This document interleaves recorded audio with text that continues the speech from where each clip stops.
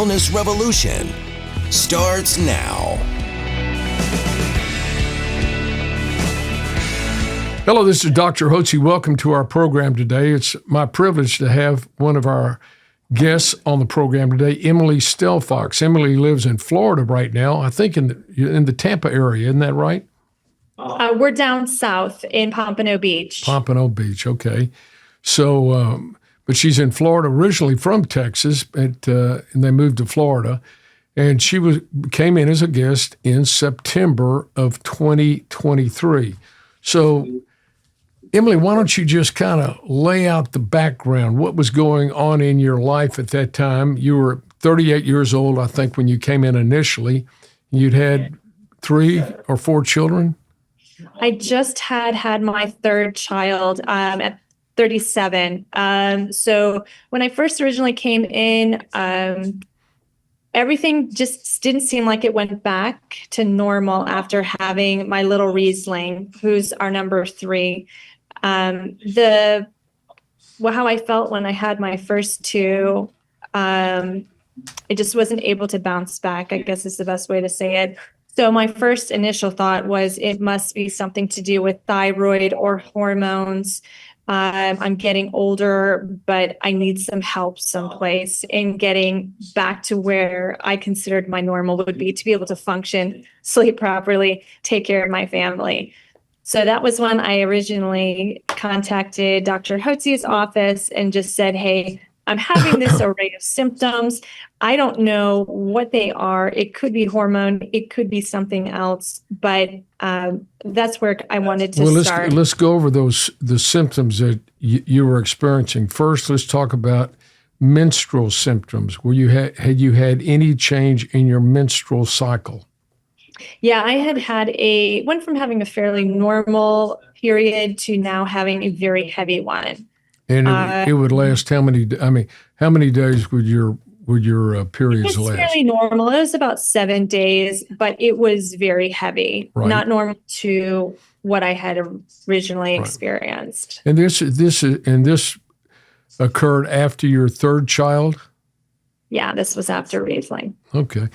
Well, let me explain to our listeners, this is a very common complaint we see in women in their 30s after childbirth. And what happens as a woman ages and goes through her menstrual life, it may start, at 12, 13, 14, somewhere in that range. And that's when the hormones kick in. The ovary begins to make estrogen and progesterone, and young girls begin to have their menstrual cycles. And routinely, in a perfect world, it's every 28 days. But that varies, obviously, from woman to woman. And as they mature, then the ovaries get older. So by the time you're 37, your ovaries been working for about 25 years. They're 25 years old now, and they don't produce as well as they did when you were younger. And oftentimes, childbirth can precipitate a problem, because when a woman is in childbirth or is carrying a baby, her ovaries basically shut off. The placenta of the baby makes all the hormones and huge amounts of progesterone. And then when the baby's delivered and the placenta's delivered, there's a dramatic drop in progesterone, and women commonly will get new baby blues. Maybe they get depressed, and doctor puts them on antidepressants and all this, when all they need is really some progesterone. And then they begin to have menstrual problems, and as they hit their 40s, they don't ovulate every month. And when you don't ovulate, you're not making any progesterone, which is balancing the estrogen. In a perfect world, you make the estrogen, it proliferates the inner lining of the womb, you ovulate at day 14 or 15, and where you ovulate, that's the part of the ovary that makes progesterone.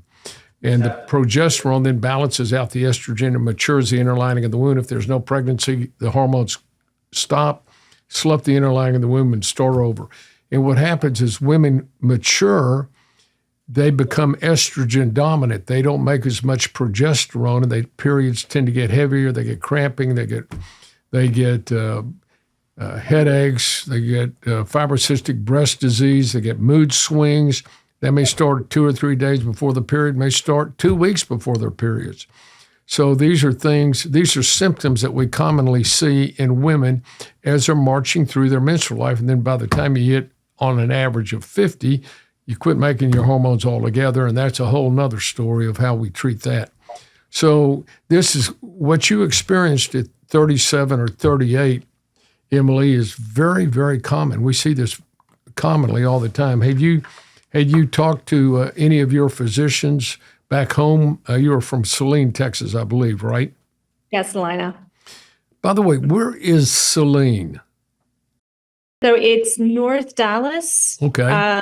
45 minutes to an hour. You're pretty close to the Oklahoma border, though. There you go. It's pretty far north up there. So anyway, had you talked to your local OB-GYN that delivered your babies about your menstrual irregularities and the other symptoms you were having? Yeah, so I did. I went in because I was also having issues with ovulation. I could constantly feel myself ovulating, and it was very painful on one side. Again, I had the cystic fibrosis breast as well. I had that issue. So a lot of the symptoms that you just described was certainly what I had or what I was going through.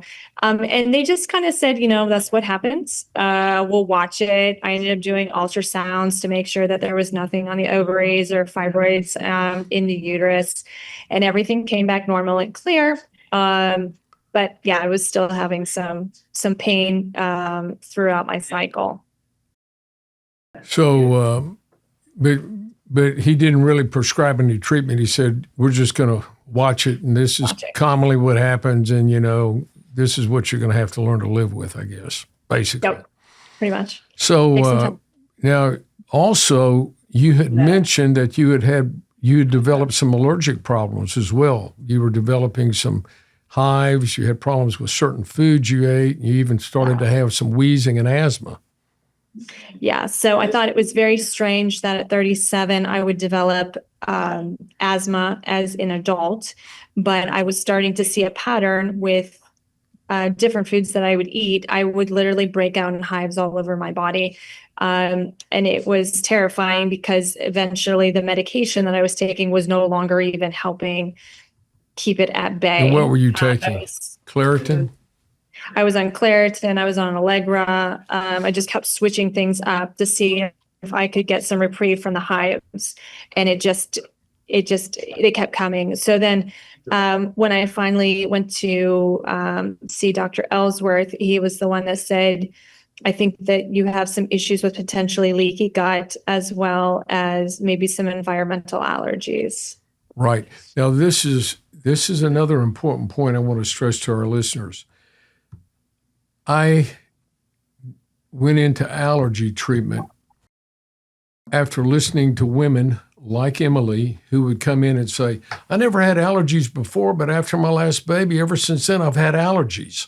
So I knew allergies were, and I had an allergy practice. That's how I started the Hotze Health Wellness Center, strictly allergy. And I would have women in midlife come in, at 30, 35, 37, 40, and say, I never had allergy problems till I had my last baby. And now I've just got allergies all the time, just like Emily has had. So I knew that there was a relationship between hormonal imbalance and the immune system. And if they weren't balanced out, the immune system, if it had a predisposition genetically towards allergy, boom, the allergies were off and running. And it was at that time, it was in 96 when I was introduced to natural bioidentical hormones, particularly progesterone, to balance out the estrogen. And once we started doing that, we could help relieve the allergic disorders, and plus we also treated them for allergies. So you came here and you saw our allergist, Ron Parker, and I know we started you on some Melanox to help cut down on mast cell rupture and spilling of histamine. Yeah. And we also put you on low-dose immunotherapy, and we also made some dietary recommendations, gave you a yeast cleanse, and put you on some natural hormones and some vitamins and minerals. So tell me, how long did it take to get your asthma under control?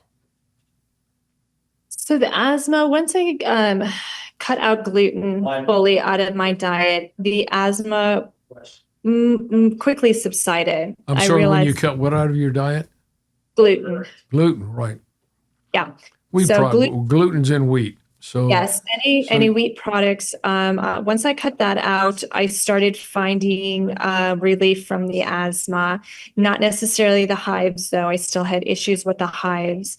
It took a pretty radical diet of just basically eliminating absolutely everything out of my diet before and then gradually add things back in, that I was actually able to start figuring out what I could eat, what I couldn't, and then 2 years later, I can eat whatever I want to now, but I'm pretty selective on the things that I allow into my body. well, I know I saw you were on the GAPS diet, and I read about that. And Yeah. basically, the GAPS diet is very similar to a ketogenic diet. You cut out your simple carbs, your sugars, processed foods, wheat, corn, and simple carbohydrates like rice and potatoes, and you eat meats and broths and salads. And I think you incorporated that into your diet, and that's where you got control of your allergic disorder, Yes. Yeah. So I ended up basically for almost 2 weeks, I just did chicken and chicken broth right? because I needed to see what was affecting me, because I could eat green beans and vegetables and I would still break out in hives. So I knew it wasn't specifically just the gluten or the yeast, even though I know I had issues with yeast buildup for sure. So once I kind of did that, I did the 2 weeks of basically a very strict diet, started adding things back in. Then I was able to tell, okay, I'm not ready for this yet. I have to wait on adding this back in. And over a period of time, I was then able to heal. My gut was able to heal. And Dr. Ellsworth was the one who said, I think you have issues with your gut health. So when I radically focused on gut health, the GAPS diet, a specific yogurt that Dr. Ellsworth also recommended to me to start making, building up the good probiotics in my system, eradicating all of the other junk, the yeast that had built up. I started finding a lot more relief and felt way better as well. My energy went up, my skin cleared up.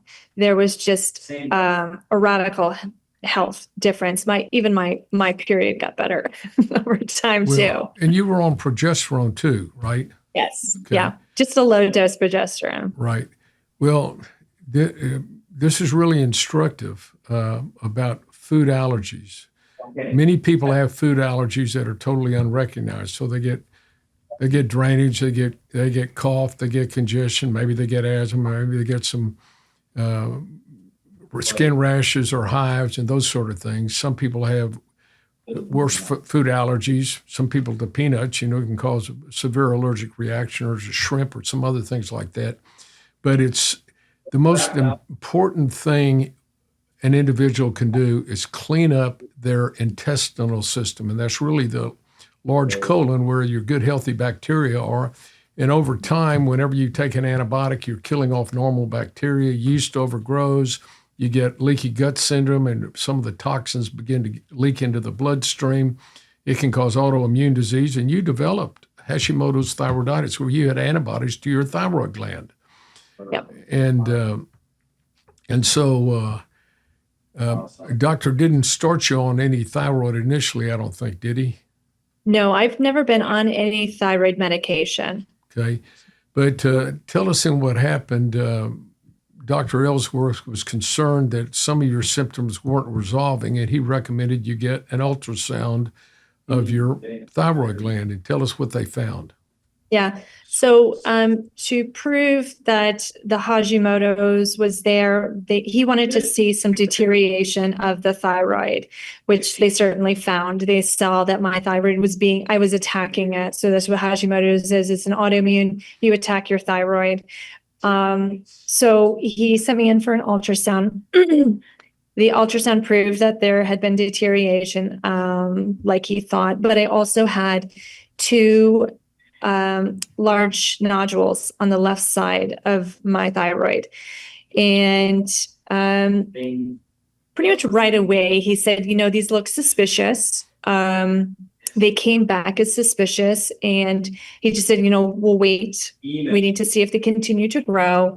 But I think eventually you're going to want to look at having half of your thyroid removed so you can take them out. So, of course, I changed diet. I tried my best to see if there was any way that I could shrink them. A year later, Dr. Ellsworth called for another ultrasound. They were still growing. And that's when he said, listen, I think you're going to need to get this taken out. I've seen this before, and I think you're going to feel better once it's gone. I was still having some symptoms. I was still having some dizzy spells. There was still some stuff that kind of hadn't cleared up. Most of my symptoms were gone. At that point, the hives were gone. The asthma was gone. But I was still having some issues with sleeping. So at that point in time was when I went and saw a surgeon in Tampa. And they confirmed that, yes, this needs to come out. This looks a little suspicious. And then this last May, they took it out, but I was diagnosed with a non-invasive carcinoma. So it was cancerous. Well, that was a really good pickup by Dr. Ellsworth. Yeah, praise God. Commend him for that. That really is a good pickup. So, and you haven't had to take any thyroid since then? Nope. So I went back to a doctor now here at the University of Miami, who I'm working with. My Hashimoto numbers are now 0. So I've been able to go into remission for that. And everything else my T3 and my T4 numbers look great. So having that thyroid removed, part of that thyroid removed, has really helped the whole process. Right. And you're still a young woman right now. There still is potential that you may benefit from a little bit of desiccated thyroid in the future if your energy level begins to slide and you get some other problems that are associated with hypothyroid symptoms. We commonly will use just a little bit of thyroid, small dose of thyroid, to kind of keep that level at a good level. Even though you may fall within a normal range right now, that doesn't mean you're getting enough thyroid into your cells. You've got to convert the inactive thyroid to the active thyroid in your cells, and that could be a potential problem. So that's something that I'm sure Dr. Ellsworth will keep an eye on. The other thing that I would highly recommend you do is eliminate all fluoride. Fluoride in your water, fluoride in your toothpaste. Fluoride poisons the enzyme in your cell that converts the inactive thyroid to the active thyroid. Your thyroid hormone is like a spark plug for the power plant in your cell called the mitochondria that enables your cells to produce electrical energy that drive all the biochemical reactions. So that's something you just need to keep an eye on. We've converted to just doing distilled water. Good. Yeah. That's great. But the fluoride poisons that enzyme, so you want to eliminate fluoride also in your toothpaste. You can get non-fluoridated toothpaste, and he may have already recommended that, and you may be already using that. Yep. No, we are. We're on. There's no fluoride in our house any longer. There you go. That's great. And we got you on some vitamins and minerals as well. So it's been about a 2-year process. You've been here. You came here back in September of 23. So it's been 2 years, and over that time, if you had to rate yourself on a scale of 1 to 10, 10 being the best you've ever felt, 1 being the way you felt when you came in, how would you rate your overall health improvement? Oh, 10 for sure. No, I'm back to normal. I feel good. My energy levels are up. I'm sleeping well at night. I'm not killing my children or my husband and getting angry so quickly as I used to. It's a radical change. Well, so you got your life back, and I did. And your husband got his wife back. He did, and my children got a mother that wasn't so stressed and anxious and able to function. So it's been a blessing all around. It's been a journey. It certainly has. Well, I want to, but beyond that, I commend you, because it would have been very easy for you to give up and not follow through and not take Dr. Ellsworth's recommendations and, one thing after another. And it's not uncommon for people to, feel overwhelmed and they just don't want to discipline themselves. We're basically partners in your health. Dr. Ellsworth and our staff are partners in your health. And you're in the Health Olympics, and our goal is to help you win a gold medal in the Health Olympics. So we're going to make recommendations like a piano teacher would give a piano student. Play the scales every day, and you'll learn how to play the piano or play your chords or the circle of fifths. Or if you were if you were playing tennis or golf, you'd have instructors that would show you what you need to do and practice on. And what you've done is you took our recommendations, you listened to Dr. Ellsworth and to Jill, and you disciplined yourself and took charge of your health. Your health, Emily, and I'm talking to our listeners too, doesn't belong to anybody except you. It doesn't belong to your spouse. It doesn't belong to your doctor. It doesn't belong to your insurance company or the government. Only you can make yourself healthy. And you decided to do that, and I just want to commend you. And I think that's a great story, and I'm proud of you. Well, thank you. And it hasn't stopped there, though, because now I'm implementing a lot of the things I've learned for my husband and for my children and for my aging parents as well. So it hasn't stopped with just my health. I'm able to share what I've learned with other people. And, that's what it's about, is helping others feel good as well when they don't feel good. So, and there's just little bits of wisdom and just advice that I can share through my struggles. And I certainly happily do that. Well, I'm so proud of you, Emily, and thank you for joining us today. And for any of you that can identify with Emily's problems, don't hesitate to give us a call. We're here to serve you. We have a ministry. We believe we have a ministry for Christ. We walk in his footsteps, and he was a great physician. And what we try to do is incorporate natural approaches to help individuals like Emily and like you get on a path of health and wellness naturally, so you have energy, so you have vitality, and you've got enthusiasm for life again. And Emily's done that, and I'm proud and pleased that you were able to share your story with our listening audience. Thank you, Emily. Thank you. I appreciate the time. This has been wonderful, and you guys are certainly doing a lot for your clients. So they are benefiting. Thank you so much. And thank each one of you for joining us. Have a great day, and God bless you.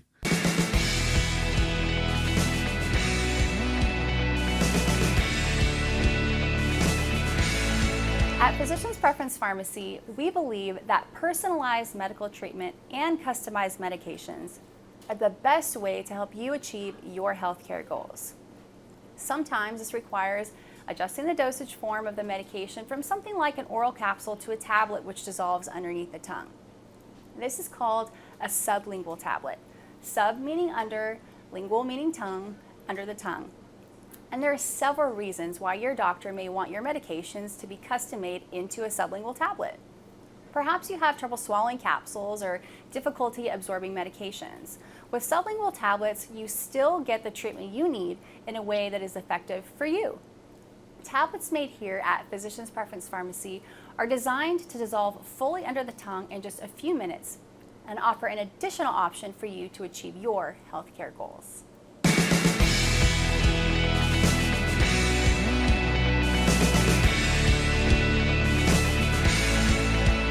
Information provided on this program is neither intended nor implied to be a substitute for professional medical advice and is not intended to replace the services of a physician, nor does it constitute a doctor-patient relationship. You should not use information from this radio program to diagnose or treat a health problem or disease without consulting with a qualified healthcare provider. If you have or suspect you have an urgent medical problem, promptly contact a professional healthcare provider or call 911. Dr. Hotze's Wellness Revolution advises you to always seek the advice of a physician or other qualified health provider prior to starting any new treatment or with any questions you may have regarding a medical condition. Any application of the recommendations from this program is at the listener's discretion.